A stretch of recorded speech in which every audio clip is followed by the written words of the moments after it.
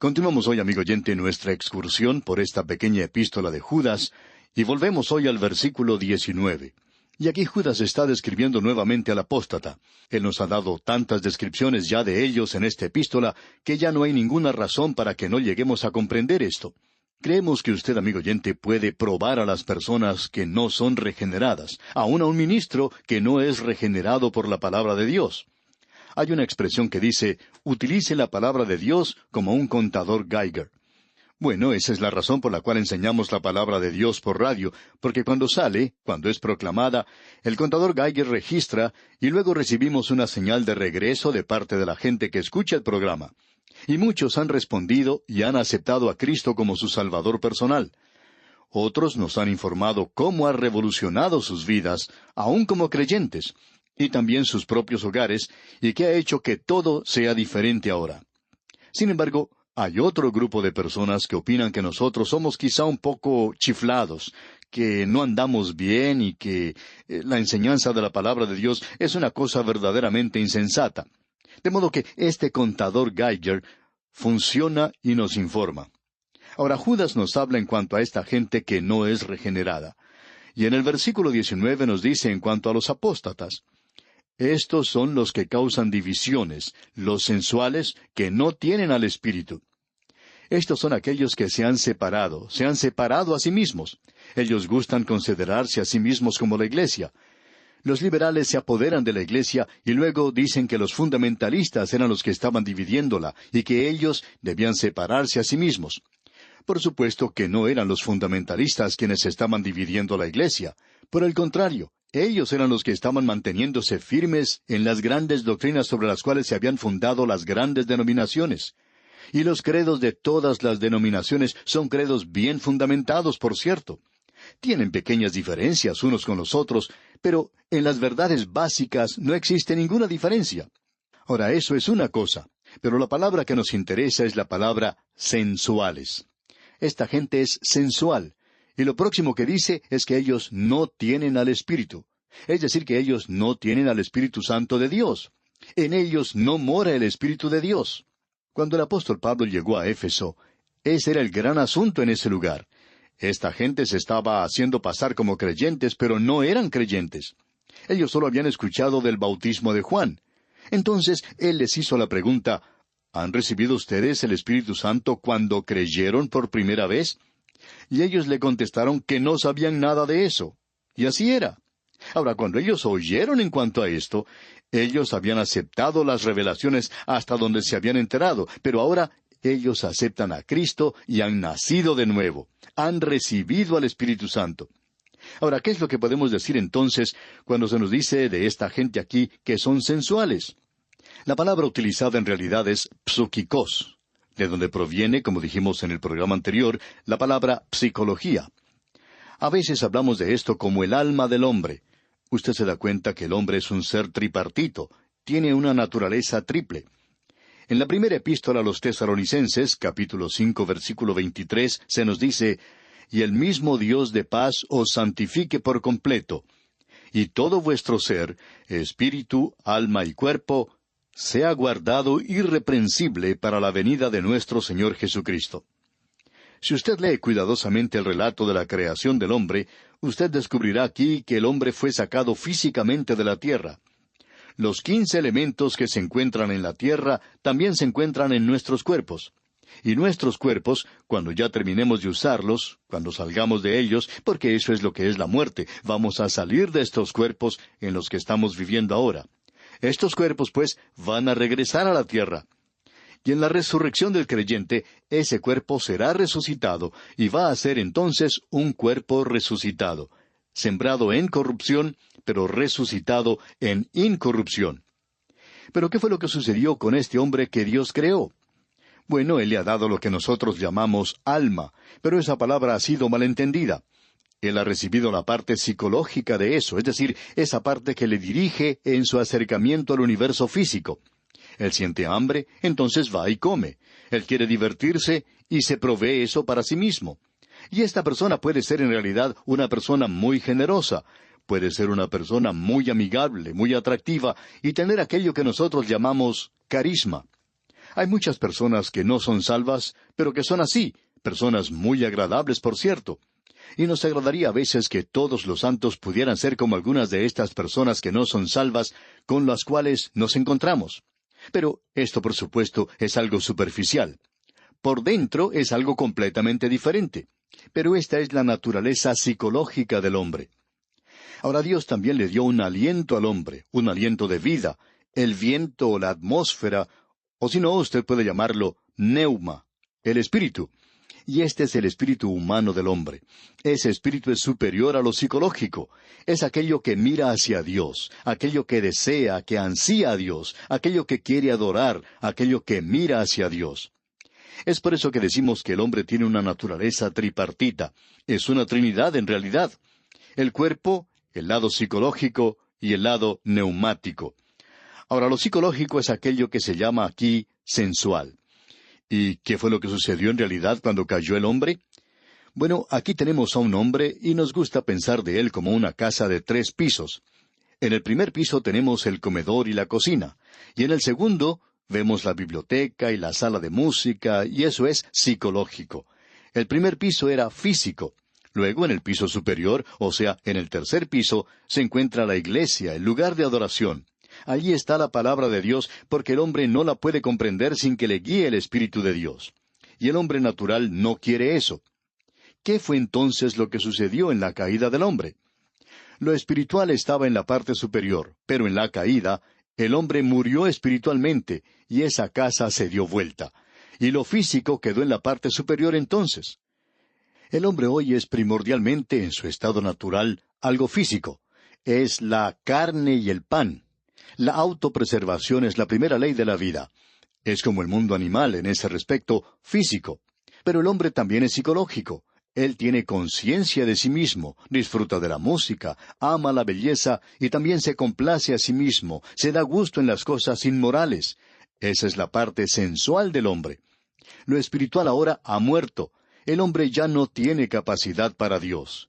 En realidad, él ahora es un enemigo de Dios, y así se nos describe esto. Usted recuerda lo que nos dice el apóstol Pablo en su epístola a los Romanos capítulo 8 versículos 5 y 6. Dice, porque los que son de la carne piensan en las cosas de la carne, pero los que son del Espíritu en las cosas del Espíritu.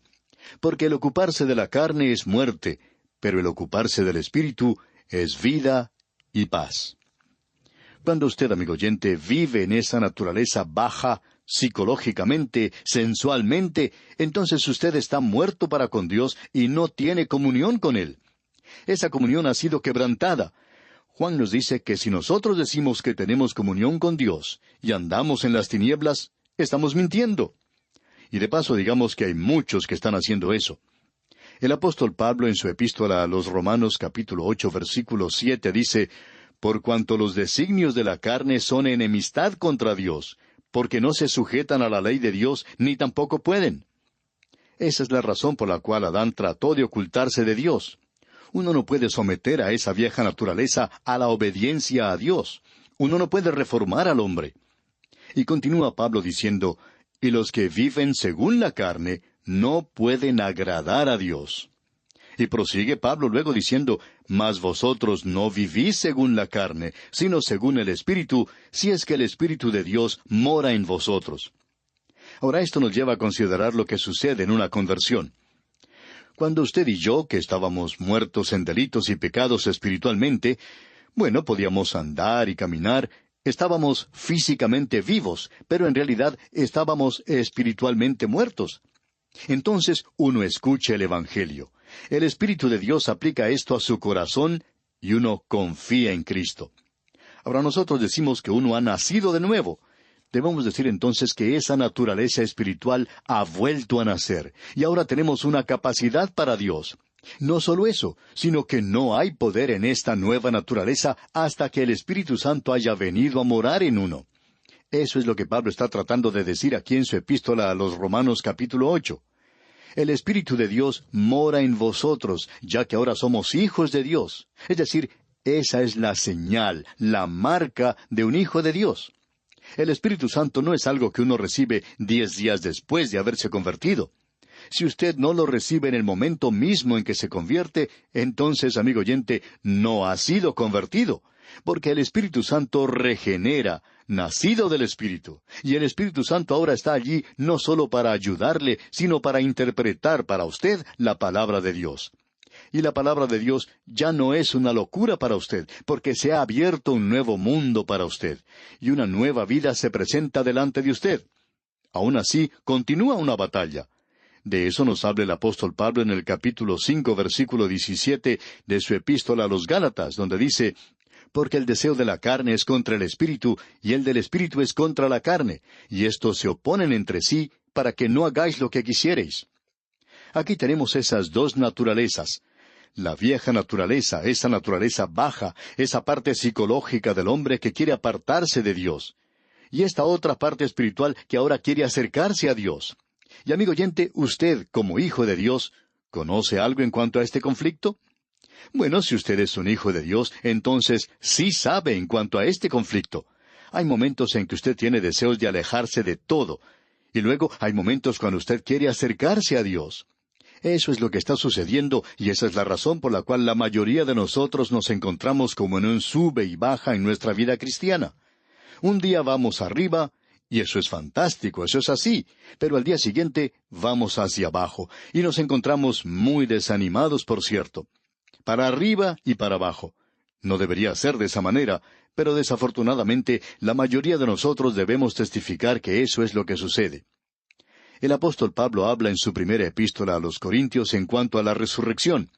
Y en esta primera epístola a los Corintios, capítulo 15, versículo 45, él dice: así también está escrito: fue hecho el primer hombre Adán, alma viviente; el postrer Adán, espíritu vivificante. Podemos apreciar, amigo oyente, que aquí se nos dice que el primer Adán fue hecho un alma viviente, es decir, lo psicológico, pero también él dice que el postrer Adán fue espíritu vivificante, es decir, un espíritu que da vida. Esa es la diferencia que existe entre el Adán número 1 y el Adán número 2. Adán en el jardín del Edén y el Señor Jesucristo en la cruz del Calvario. Él entregó su vida para poder ser un espíritu que da vida.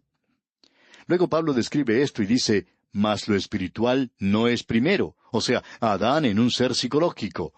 Y dice Pablo: mas lo espiritual no es primero, sino lo animal, luego lo espiritual. El primer hombre es de la tierra, terrenal.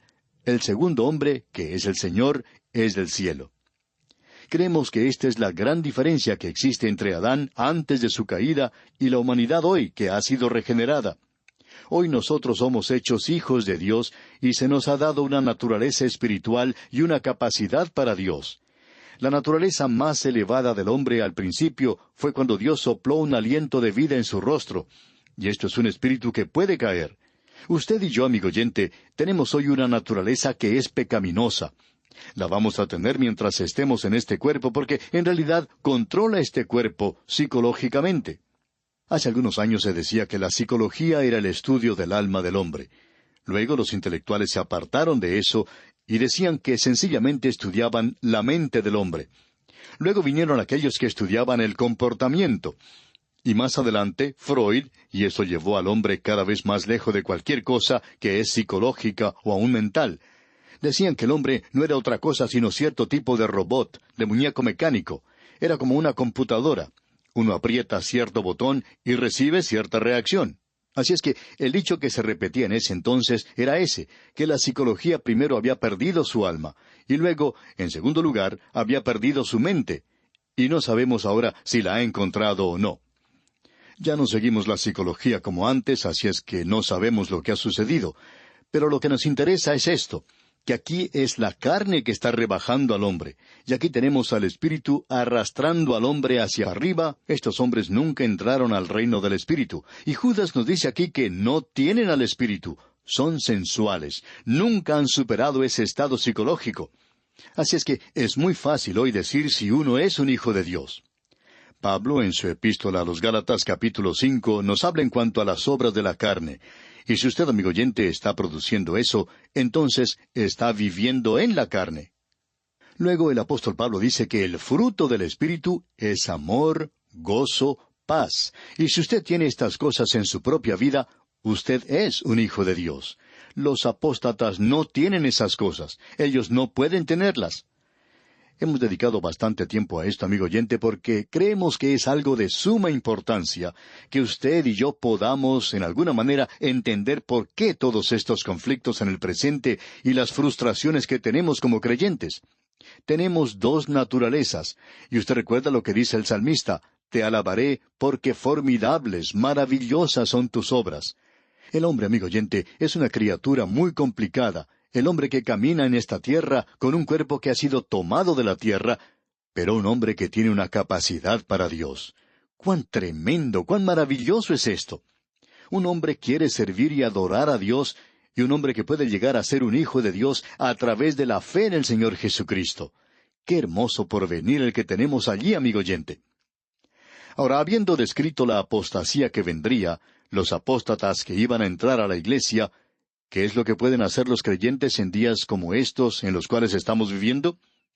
Judas, comenzando aquí con el versículo 20 en su epístola, hasta el versículo 23, menciona 7 cosas que los creyentes pueden hacer en días como los que nos toca vivir a nosotros. La primera cosa que tenemos la encontramos en el versículo 20, donde dice: Pero vosotros, amados, edificando sobre vuestra santísima fe, orando en el Espíritu Santo. Como usted puede apreciar, amigo oyente, él nuevamente le está hablando a los creyentes, a aquellos que son amados de Dios, y dice: Pero vosotros, amados. ¿Y qué es lo que podemos hacer hoy? Pero vosotros, amados, edificándoos sobre vuestra santísima fe. ¿Y qué es lo que quiere decir con eso? Bueno, edificándoos sobre vuestra santísima fe quiere decir el estudiar la palabra de Dios. Nos imaginamos que ya que Dios nos dio 66 libros, Él tenía la intención de que estudiáramos todos estos 66 libros, no solamente Juan 3:16 o el capítulo 14 del Evangelio según San Juan. ¿Cuántos estudios bíblicos hoy siempre estudian lo mismo? Estudian el libro de Juan, estudian la epístola a los Romanos, y por supuesto que no se van a perder el estudio de Apocalipsis. De eso estamos seguros. Pero, ¿qué en cuanto a los otros libros de la Biblia? ¿Por qué no los estudiamos? ¿Por qué no estudiamos todos esos libros? Porque si usted quiere edificarse a sí mismo en la fe, usted debe tener la palabra de Dios en su totalidad. Usted no puede edificar una casa sin cimientos. Y cuando usted establece los cimientos, entonces va a necesitar paredes sobre las cuales colocar el techo. Luego colocará el techo de la casa. Será luego necesario que arregle la parte interior y por tanto usted necesita todos los 66 libros de la Biblia si usted va a edificarse a sí mismo en la santísima fe. Eso es lo que nosotros debemos hacer en los días de la apostasía. Ya hemos visto esto, así es que vamos a hacer referencia a esto nada más. Pablo y Pedro nos han urgido para que en los días postreros estudiáramos la palabra de Dios. Usted recuerda lo que el apóstol Pablo dijo en ese canto del cisne, en su segunda epístola a Timoteo, cuando expresó: Procura con diligencia presentarte a Dios aprobado, como obrero que no tiene de qué avergonzarse, que usa bien la palabra de verdad. Usted debe estudiar, y toda la Escritura ha sido dada por inspiración de Dios. Es decir, que el recurso que usted y yo tenemos como hijos de Dios en estos días es la palabra de Dios.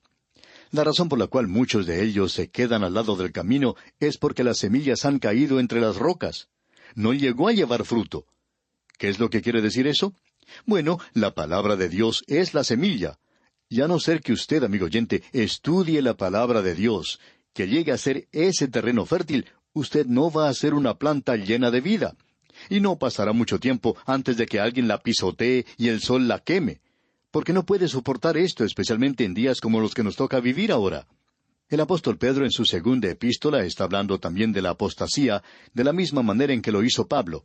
Y él dice: Tenemos también la palabra profética más segura, a la cual hacéis bien en estar atentos como a una antorcha que alumbra en lugar oscuro, hasta que el día esclarezca y el lucero de la mañana salga en vuestros corazones. Entendiendo primero esto, que ninguna profecía de la Escritura es de interpretación privada, porque nunca la profecía fue traída por voluntad humana, sino que los santos hombres de Dios hablaron siendo inspirados por el Espíritu Santo. O sea que no debemos sacar 1 o 2 versículos de alguna parte y pensar que ya tenemos nuestra propia interpretación. Esa es la tragedia en un estudio bíblico, sacando unos versículos de aquí y otros de allá, y luego sobre eso preparar o edificar algún sistema. ¿Por qué no tomar todo? Por cierto que hay partes de la palabra de Dios que no le van a gustar a uno. Es como si alguien le estuviera dando un pisotón. Hay personas que nos acusan de pisotearlos. Pero nosotros no hacemos eso, amigo oyente. Es la palabra de Dios que le está dando un pisotón a usted. Y a la gente no le gusta eso. Amigo oyente, en el día de hoy debemos edificarnos sobre esa santísima fe. Eso es lo que se nos dice que debemos hacer en los días de la apostasía, y esa es la razón por la cual tenemos un propósito hoy en este programa a través de la Biblia. O sea, enseñar la palabra de Dios. No estamos haciendo promoción o propaganda para ninguna otra cosa, sino solamente predicando la palabra de Dios. Bien, amigo oyente, vamos a detenernos aquí por hoy. Continuaremos Dios mediante en nuestro próximo programa. Que el Señor bendiga su vida abundantemente es nuestra ferviente oración.